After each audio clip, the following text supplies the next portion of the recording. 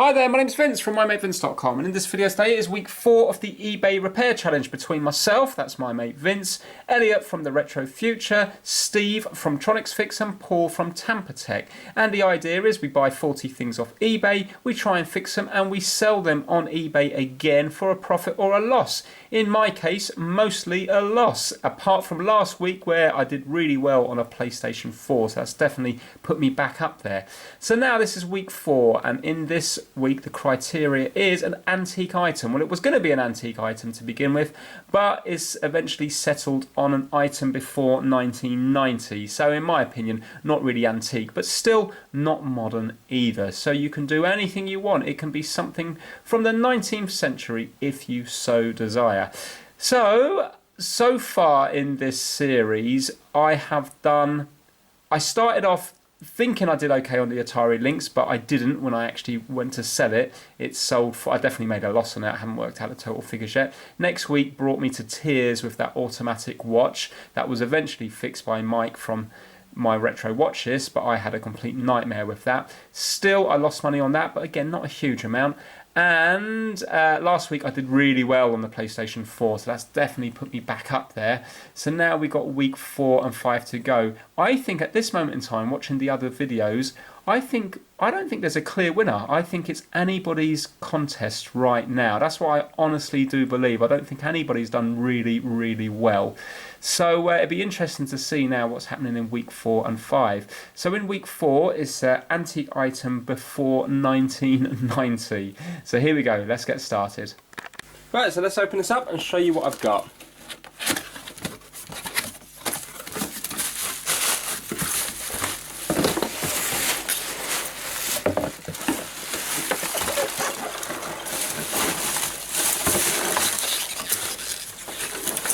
Ta-da! Look at that. Now, the listing says that this was from 1978. I thought when I read up about it, it was from 1976. But either way, pretty vintage. We have a game here and also the power supply here. And the remains of a box. So this is it here. As you can see, Burbank Toys. So they were the ones. Remember that Womble I did, the pull string toy, and up there, and also Mickey Mouse. So let me show you what I paid for it. So I paid £20 and £5.95 postage. So £25.95 in total. And annoyingly, the original listing has gone, so I've only got this bit here. When I click on it, it just says this item is not available. So yeah, 2XL vintage toy tape player robot, Burbank Toys, 1978, Mego Corp classic toy. So if from memory, it was the fact that it didn't play, but obviously we're going to plug it in and we can check all that now. Right, it's lovely that we've got the original instructions and stuff with it. And I've got a game, but check this out. I also bought, this was only £1 something, I also bought a fully sealed game, never been opened. So if the game doesn't work here, at least I've got a spare one, but I don't want to open this if I can at all help it, because it's never been opened. Now, these are 8-track tapes. I've got no experience with 8-track tapes. One of the minis I bought years ago did have an 8-track player in it, but obviously back then I would have changed that over to a normal cassette, the ones that I was used to. So although I would have like plugged in a few 8-tracks to see what they were like, apart from that I've got no knowledge of them. But I believe they work just the same as a normal tape, but I don't really know much about them, if I'm honest with you.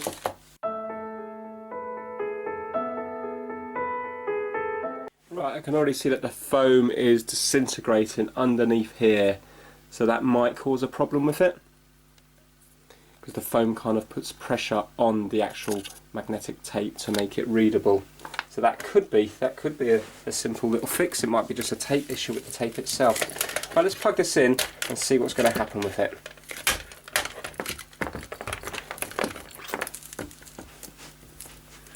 Okay, look at the old-fashioned plug. Again, no insulation along here. So these, you can see how old it was, because nowadays, and for many years, there's insulation all around the bottom of the plug, so you don't, like, while it's still live, you don't put something in there. Or what somebody told me ages ago was, you don't put a penny in there. People used to put a penny in there apparently, and then get their friends to plug it in to hear the almighty bang. Also that strain relief's coming away there, so I need to sort that out because the wires are exposed. Let's plug this adapter in and see if we have any voltage on it. Right, so I should have 9 volts, DC 9 volts. Yeah, 11 volts, so that's absolutely fine because it will, when there's a load on it, that will drop to 9. Yeah, so that's fine, and it's the middle one which is positive. Right, let's plug it in, and now plug it into the mains again. Let's see what happens. Right, so there's nothing there. Let's plug this in.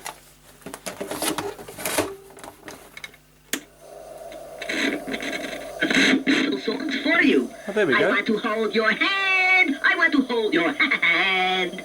She loves you, yeah, yeah, yeah. She loves you, yeah, yeah, yeah. You see, I can sing Beatles songs as well. Maybe someday I will be the first robot to sell more songs than even the Beatles.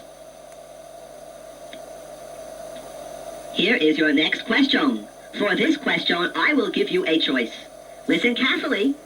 If you would like a question about the inventor of baseball, I tell you to. If you would like a question about the inventor of Mother's Day, please push B when I tell you to.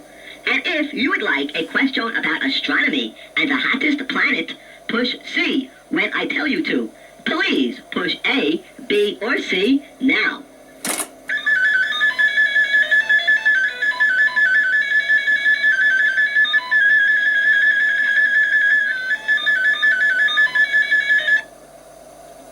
Since you pushed B, here is your question about the inventor of Mother's Day. In 1907, a woman suggested Mother's Day.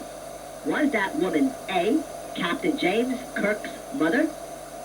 B, Anna Jarvis, a plain housewife from Spokane, Washington? Or C, Roosevelt's wife?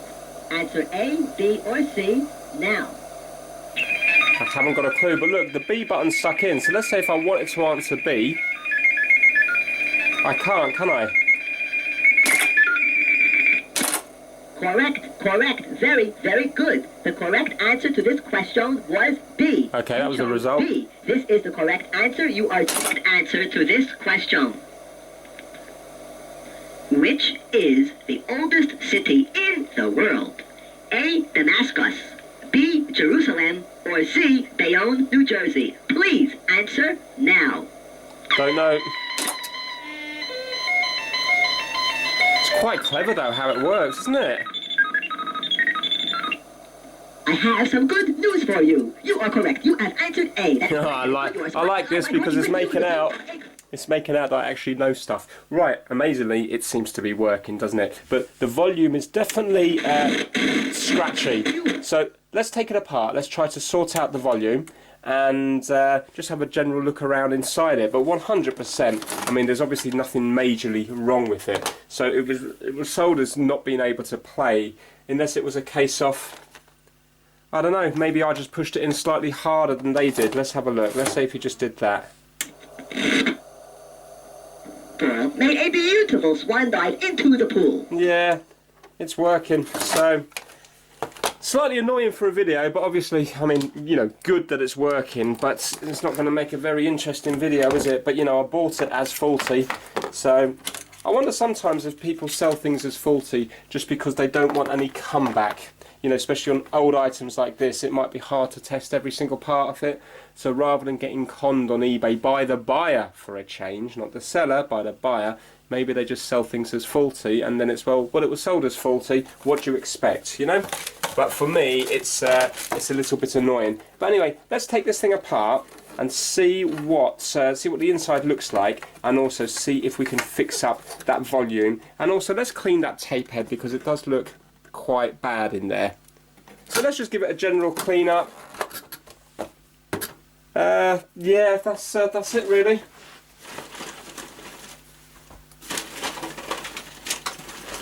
I must be the only person in the world that's actually disappointed when something is working. It says on the back, copyright 1978, Mego Corp. I thought it would have been Mega, but it's Mego.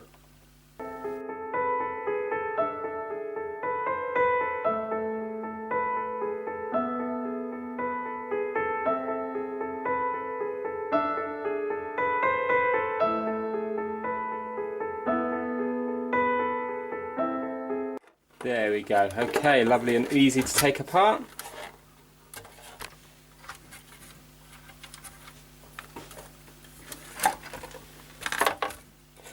Right, so it's just a speaker that's getting held in the back there.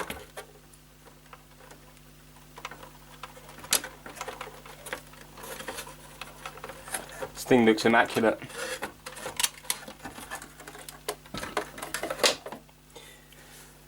Right, it looks really, really clean. This has never been apart before. There's a nice big rubber belt there that shows no sign of breaking. That looks in very good condition as well. Well, let's undo the speaker so I've got access. Mind you, that's glued in there, isn't it? Yeah, I'm not going to undo that. Right, so all I'm going to be doing is just checking the buttons there. Right, so it looks like we've got some little lights there. And again, a little light up there. So let's just see what happens when we... Let's zoom in and see what happens when we actually put the 8-track cassette into it.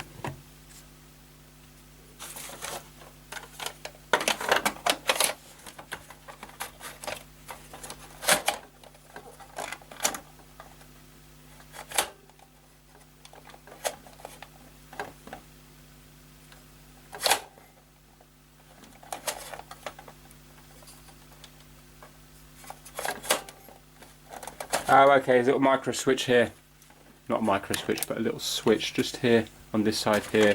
And when you push it in, it joins to let it know that it's in there. Right, okay, so what I'm going to do is, obviously you've seen it's working, but I'm just going to go by what the previous seller said, which it's not playing the tape. So what I'm going to do is I'm going to clean up this switch here, and I'm also going to clean up the potentiometer, or this variable thing here, yeah? So I'm going to give that all a nice good clean in there, and then hopefully that will get rid of the crackling. And I think that's all it's going to need, and I'll just have to sort out this plug as well, get the wires back in there. Right, so I'm just going to use a little bit of IPA on the switch, and then I'm going to put some deoxit on it, and also on the volume control as well. And also I'm going to clean up the tape head.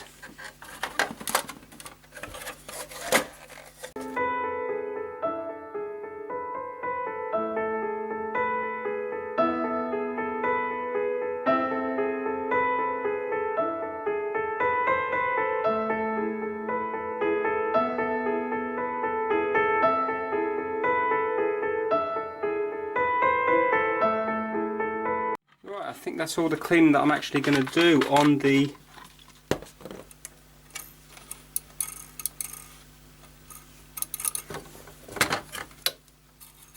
actual circuitry. So let's now get some deoxit, and let's pop it on these contacts here, and also on the volume as well, see if that gets rid of the crackle. Right, so this is what I'm going to be using.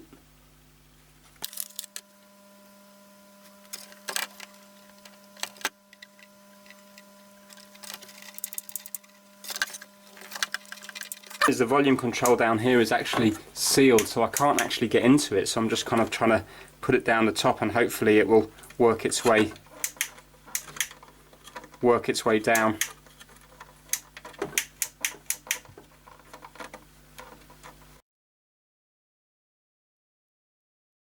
just going to plug it in again. I'm going to mess around with the volume control. I just want to get it so it sounds good.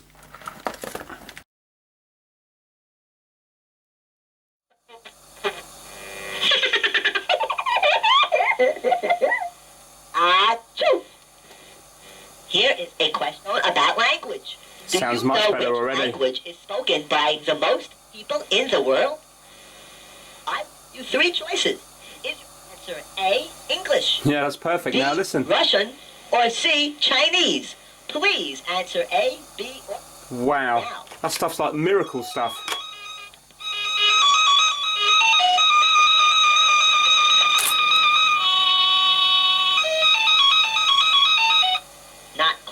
Not correct. You chose B, Russian. Oh, I'm in The correct Chinese. answer is C, Chinese. Chinese is spoken by over 640 million people. number 2 language is English. English spoken by about half that amount. You chose B. The correct answer perfect. was C.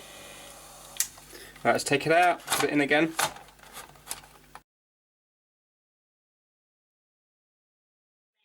Does Abraham Lincoln hold? And the lights work as well on the eyes. Give you 2 choices. Looks like the volume's all fixed now, which is good. I'm just going to zoom in to show you the circuit board because a few of you might be interested in this. Okay, so that's that side there where you press the buttons. And if we spin it over, can I spin it over? Hold on.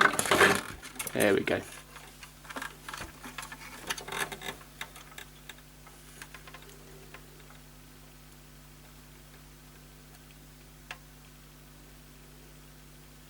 Right, it all looks very, very straightforward.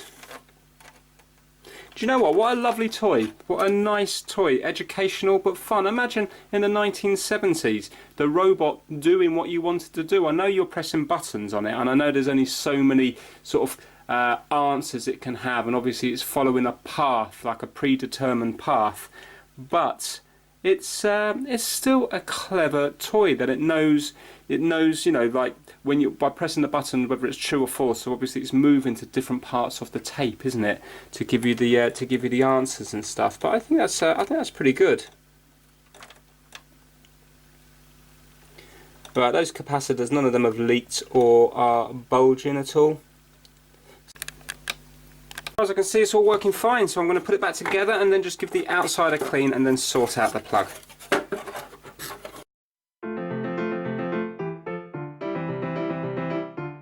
Forgot to put the little cable tie in it. Those wires, cable tied back up again.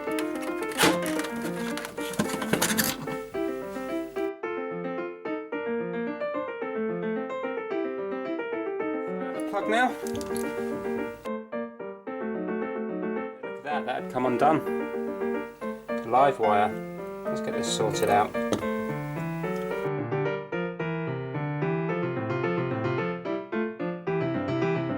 I'm just going to add a little bit of solder to them because the original ones were tinned, so there was a little bit too much wire on it. So basically this sheath has probably pulled back over the years, but now when I put it back on, you can see it will be normal. Also, do you know what? They had it in the wrong way round. I'd need to watch back the video. I'm pretty sure it was the brown wire in the neutral. The brown wire should go to the live. Right, just as well I looked at this plug.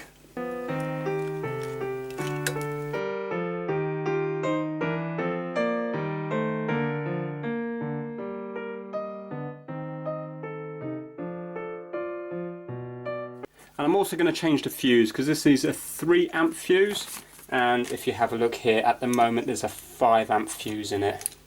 So let's change that out to a 3 amp.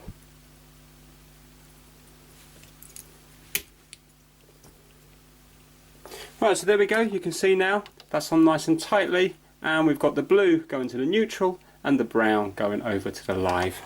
No earth on this one here.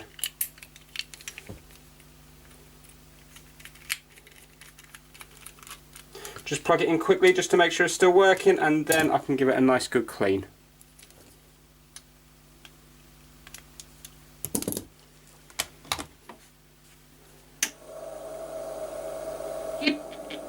About the fastest gum chewer in the world. His name is Chewy Merker.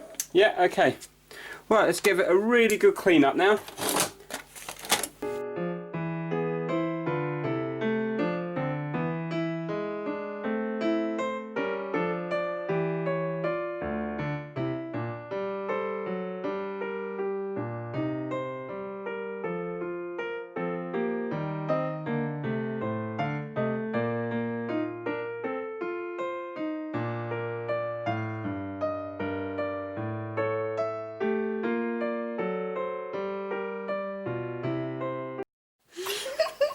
Right, okay, so I'm down here and 2XL's in all its glory. I've got my daughter and my son with me. They're already giggling like mad because they just think it looks hilarious, and also the way it speaks as well. Now, what I didn't make clear earlier was that this particular cassette is the Guinness Book of World Records, but once you've answered all these questions, it's not a problem. You just go get yourself another cassette. So this is general information, and they will have other ones as well. So it's not the sort of thing you're going to get bored of straight away. Now, I've just been messing around with it myself, and the problem is it's quite long-winded, so I'm only going to go through one or two questions now because it goes on and on and on. Right, okay kids, so pop the cassette in and then turn it on. Good thing is the volume now is nice and clear. Thanks.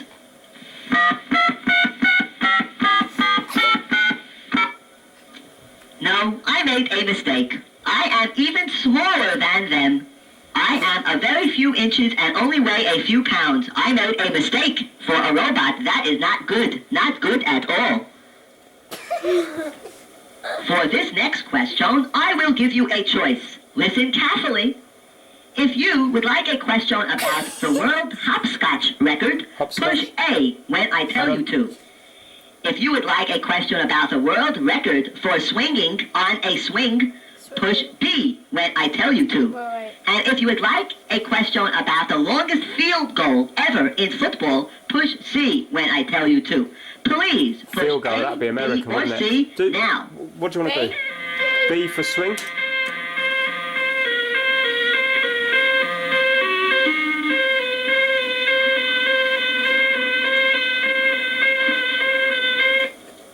Since you pushed B, here is your question about the world's record for swinging on a swing. A girl named Kitty Brown broke this record in late 1975. What the number of days for continuous swinging on a swing? A, 1 day. Is the answer B, 3 days? Or is the answer C, 5 days? So how long does she This is a swing difficult for? question. Please answer A, B, or C Yeah. now. 3 days? Okay, so I think you have to press that and now press B.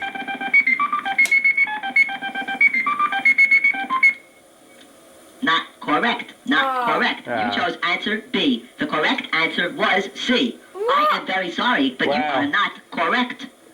And now we'll just go on and ask more and This more next questions. question will deal with who sold the most records ever. I'll turn it off. So you can see it's kind of clever the way you've got a choice of what to do. Now, I have actually looked up about this, and if you Google it, you will find sort of different websites that talk about the process of how it works, you know, depending on what you press. So obviously there's only so many set things that can be done, and it would be the same on each of the cassettes. So for example, now at that particular time on each cassette, I think it would also ask you a question between A, B and C, and then there can only be so many outcomes. So once you sort of go into it more, it's not as clever as you think it is, but still for a toy it's pretty impressive. And you need to remember that this is like 40, you know, possibly 41 years old, so it's pretty good. So what do you think of it, kids? You like it? Yeah. You do? It's really funny. Oh, right, okay, well I suppose that's one thing. So that's it. What we're going to do now is find out what it sells for. Here he is. He's been for sale for about a week, and unfortunately he hasn't sold. So as of when the video is released, he might well have sold by then. But I think the problem with it is that who's searching for a 2XL robot? Think about it. I reckon next to nobody. So it's getting very few views. Will it even sell?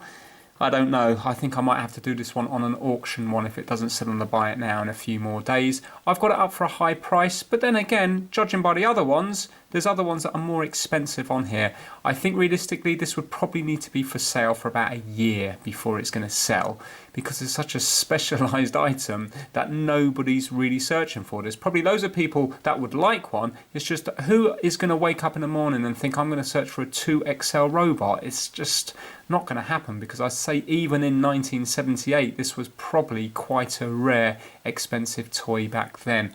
So as of now, when you're watching this video, it might be sold, but as of when I'm recording it, it definitely hasn't sold, and I'm not even sure if it will sell or not in time for the end of the competition. But still, if you enjoyed this video, please give it a thumbs up and please subscribe for the rest of this challenge. Take care, bye now.